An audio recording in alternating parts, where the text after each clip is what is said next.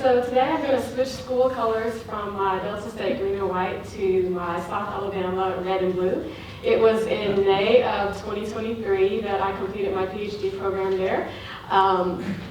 So what I will be presenting to you is an abbreviation of my dissertation. And the 4 names on the screen represent my dissertation committee. Dr. Christina Wassenaar was my amazing chair. One thing that I am generally interested in with research is studying things that we tend to take for granted as always being positive. I like to look at counter effects, trade-off effects, unintended side effects. That's my general research interest, and so that is what I applied to servant leadership, was looking at a potential presence of emotional exhaustion and what some of the outcomes of that could potentially be, and then looking at self-leadership as a moderator in that sense. So the background of the study is one, employee burnout is a very prominent challenge in organizations today. However, a lot of the focus is on employees, and there needs to be more of a focus on managers. And there are statistics that show that there are an increasing number of managers who are reporting more burnout. Also, more of a need for research from the leader-centered perspective. Historically, a lot of our leadership research focuses on outcomes of the employees, outcomes of the organization, and there is a growing number of research studies that are focusing on the leader and looking at it from the perspective of the leader. And that is something that I'm also interested in, is bringing more of a voice to the leader experience of leadership.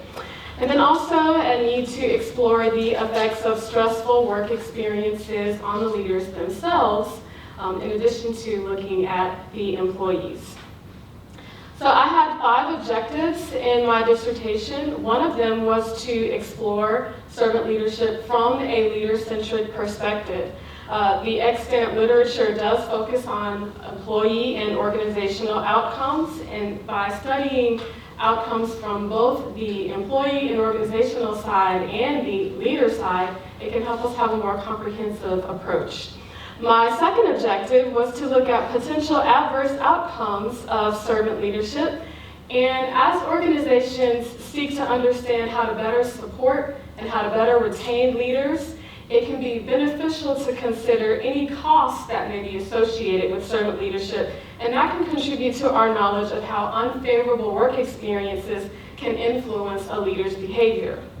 The third objective was to explore servant leadership through the lens of conservation of resources theory. As servant leadership is a relationship-based approach, it is explored mostly through social and relational contexts that assert employee outcomes as reciprocated or role-based behaviors. And servant leadership is often studied through theories such as social exchange theory, social learning theory, social cognitive theory, and these theories have been very instrumental in explaining our servant leadership outcomes. But conservation of resources theory can help us understand from a theoretical standpoint some of the cognitive processes and psychological resources that are associated with engaging in servant leadership behaviors. The fourth objective was to explore the influence of self-leadership, and what this does is it integrates 2 different leadership approaches. Self-leadership has been found in many studies to be a possible intervention strategy for dealing with stressful working situations. So what I aimed to do was look at how one leadership approach can be an intervention to another leadership approach. And then my 5th objective was to adapt the servant leadership scale, and I did use Robert Leiden's scale, which was designed as an other reported scale, so employees who are reporting the behaviors of their supervisor or their leader. And so because I was trying to do my study from the leader-centered perspective, I adapted it to a self-reported scale. And studying servant leadership from a self-reported scale can be instrumental because servant leadership does reflect a person's identity, their self-schema, and it can provide information into how servant leaders cognitively process their enacted behaviors through their conscious choice. So this was my research question. What are the effects of emotional exhaustion in organizational leaders who identify as a servant leader and practice servant leadership behaviors. So the research does support that altruistic behaviors such as putting others first has been associated with positive and fulfilling outcomes, such as psychological safety, positive affect, greater vitality. So by and large, servant leadership does have replenishing effects such as well-being and psychological meaningfulness. The research also supports that others-oriented behavior can consume personal and regulatory resources and lead to outcomes such as citizenship fatigue and role overload. This is evidenced in fields such as nursing, first responders or teachers, a lot of compassion-driven work where individuals give themselves, and it is fulfilling, but it can also have depleting effects. And there are a growing number of scholars who are exploring such effects in servant leadership. Lau and colleagues in 2021 did a story and found evidence of ego depletion in servant leadership. Land and colleagues and Zhao and colleagues, both in 2022, also conducted similar studies. So there are studies that are emerging that are showing effects of this. And these studies are not intended to negate from the research that supports servant leadership as a resilient form, but it simply demonstrates that servant leadership may be replenishing in some instances and depleting in others. So my aim was to explore the depleting aspect. My theoretical framework was Hobsbawm's conservation of resources theory, and the basic tenet of this theory is that we are motivated to obtain and retain and protect the things that we value, which are resources. And that was discussed in an earlier study, the different types of resources that we have. But we aim to retain those, and when there is a threat of resource loss, then we engage in these conserving behaviors or coping behaviors. So I won't go through them in detail, but this is just an overview of the tenets of conservation of resources theory. So essentially, resource loss is more salient than gain. We strive to protect from losing resources. If you have resource loss, it can lead to further loss. If you have resource gain, it can lead to further gain. And when there is a threat of losing resources, then we go into conserving behaviors. So if you equate it to having a bank account with money in it, if you have a whole lot of money, then you're going to freely spend. But when you notice that your account is getting depleted, then you're going to start engaging in conserving behaviors. You're not going to spend as much money because you don't want to completely deplete your bank account. So you're more conscious of your spending. So we equate it to that. So the constructs that I used in my model will, of course, servant leadership, and because we're all very familiar with it, I won't go into detail of explaining it, but for the purpose of the study, I did use Eva and colleagues' definition from the meta-analysis. For emotional exhaustion, I used Wright and Crapuzzano's definition. And emotional exhaustion occurs when there's an imbalance between job requirements and resources. It results when work stress demands exceed an individual's emotional capacity. And emotional exhaustion is part of Maslow's burnout model, but it is a precursor to burnout. So it happens beforehand. So my goal was to not necessarily look at the burnout phase, but emotional exhaustion before we get to that level of burnout.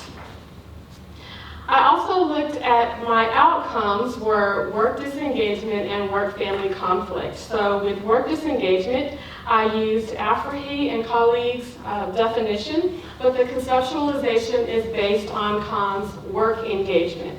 And according to him, we are not robots. We don't just go to work and do our jobs, but we actually put ourselves into our work. We engage ourselves in and out of our work.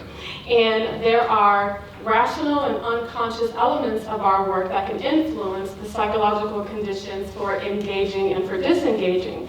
And there are things that we can do to disengage from our work. And the reason why I wanted to use work disengagement is because when you're disengaged from your work, you're still going to the office, you're still doing all the things, you're still doing everything that you're required to do, but you may be psychologically or emotionally withdrawn from your work. And I believe that would be more prone to a servant leader because there are a lot of outcomes associated with emotional exhaustion, such as absenteeism, counterproductive work behavior.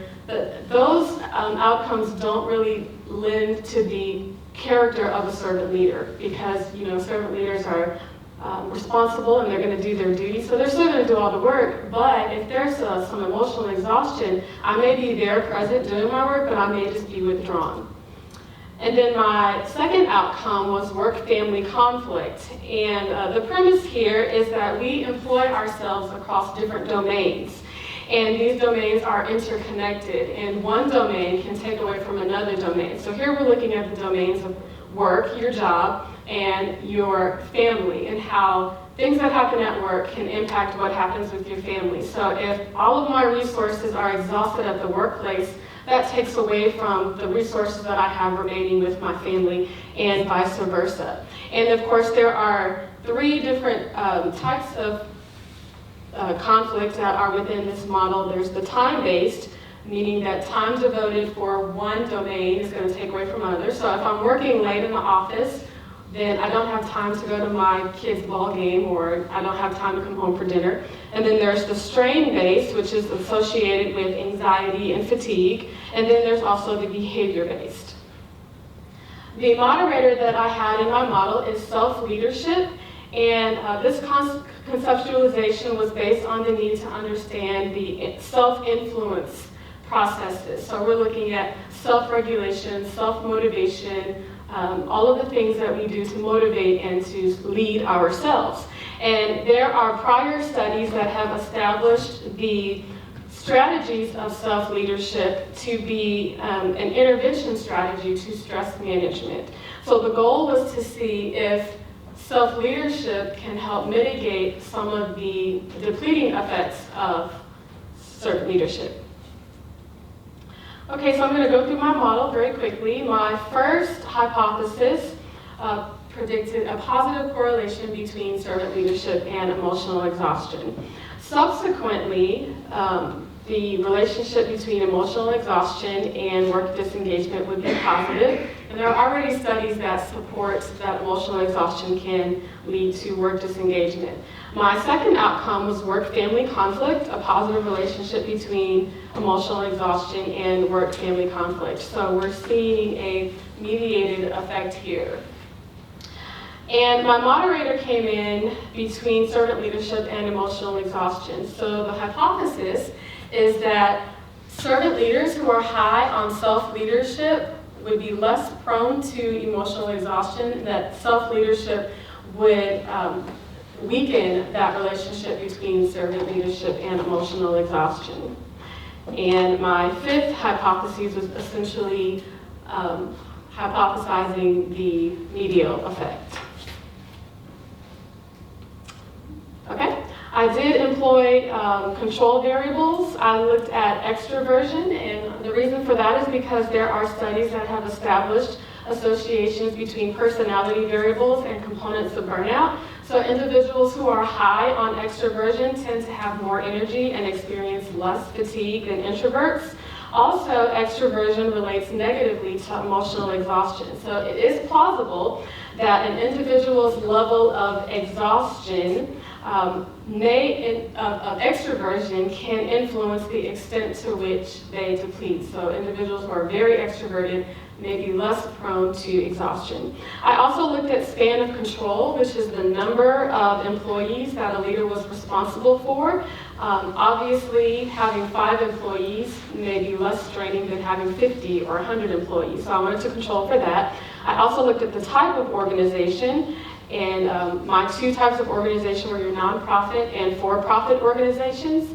There are studies that show that there are higher levels of burnout in nonprofit organizations, as they tend to have less resources and are expected to do more with less. I'm already out of time? No, you okay. All right, I'll speed up. I also looked at level of management because the complexity of management activities varies from first to middle to top level management. And then I also looked at some demographic variables. Okay, so in my study, I had 2 independent self-report studies. I collected data from 2 different samples, and I did 2 studies that had a 1-week time time lag, and they were collected on Qualtrics. My first sample was a public research university in the Southeast US, and I surveyed leaders who had direct reports. And even though I sent out almost 500 surveys, I got 147 who completed the first survey and 115 who did the second one. And by the time I threw out surveys that did not meet the criteria, I ended up with 79, which was much smaller than I was hoping for. My second sample I conducted on Prolific, the online research panel, and this represented an array of different organizations across 42 different states, and my sample number ended up being 379. So my dissertation for the doctoral students in the room is an example of what happens when almost nothing you do works, and when everything that you expected and all the problems that you can run into your data happens. These are my measurements, by the way. And this is my analysis. I'm going to do it quickly for the sake of time. But this was my sample 1 results. So only one of the relationships was statistically significant. There was a positive relationship, but it wasn't significant. Also, contrary to my prediction, the relationship with self-leadership was positive instead of negative, so it was the reverse of what I expected. So just looking at it from an overall standpoint, I had 8 hypotheses. 1 was approved. Okay. For my second sample, I got a little bit better. Okay, so my relationship was swapped, but it was significant, okay? And then the relationship between self-leadership was negative, but it was on the reverse of the relationship that I expected. And of course, these 2 worked, so that was a plus. So in my second sample, I had 2 hypotheses. Okay, so the discussion as far as some of the challenges that I ran into, I believe part of it was due to the measurement of the leader-centric servant leadership. I ran into quite a few challenges with adapting the scale to be self-reported. A lot of that had to do with my sample. I ran into construct validity issues. I ran into error variance. So my results have to be interpreted very loosely because I had a lot of challenges with my data. Another thing is the perceptual blur and self-reporting of servant leadership. It seems like individuals who are quick to announce themselves as servant leaders usually aren't servant leaders, and the ones who truly are servant leaders are very modest and don't like to, really boast about that. So there's that, and also by doing it as a self-report, it did introduce some social desirability. So when you ask leaders, about their behaviors with their employees, of course they're going to make themselves, look good. So that created some challenges. Another was the temporal design, because emotional exhaustion develops over time. It's not something that happens overnight, and obviously my study was a week apart. So to truly capture the emergence of emotional exhaustion and the outcomes of it, then I would need to do this over a longer time. And then another challenge is just the general prominence of workplace exhaustion in general. So a challenge is isolating the effect of exhaustion, attributing it to servant leadership versus everybody's just exhausted. So that was another thing. So for the future, with this study, I would like to do this more in a longitudinal or more in an experimental way, other than just the surveys. And then also creating some definitional boundaries, because what I found is that a lot of people have different ideas of what servant leadership is. And having a more precise self-report scale and using a broader sample. Obviously my sample was quite small and I used 1 university and then Prolific, but trying to broaden that a little bit. And then using a multi-source sample. So in a perfect world, I would like to look at how do leaders rate their servant leadership, and then how do their employees rate it? And is there a consistency? So do I think I'm a servant leader, but my employees say otherwise? Or do I not claim to be a servant leader, but my employees say that I am one? So getting that consistency. And this is my ultimate goal, which is to look at dual paths. So for me, the question is not, is servant leadership exhausting or replenishing, or is it depleting? But I think the question is more so is when is it depleting and when is it replenishing? And looking at a dual pathway and trying to determine what are some strategies for when I can make sure it is replenishing versus depleting. And then also looking at curvilinear effects. You know, some of our other studies have looked at variability, but it could be replenishing one day and then depleting another day. So it could be more curvilinear or more of a wave. So looking at that is ultimately where I would like to go with this study. So, thank you.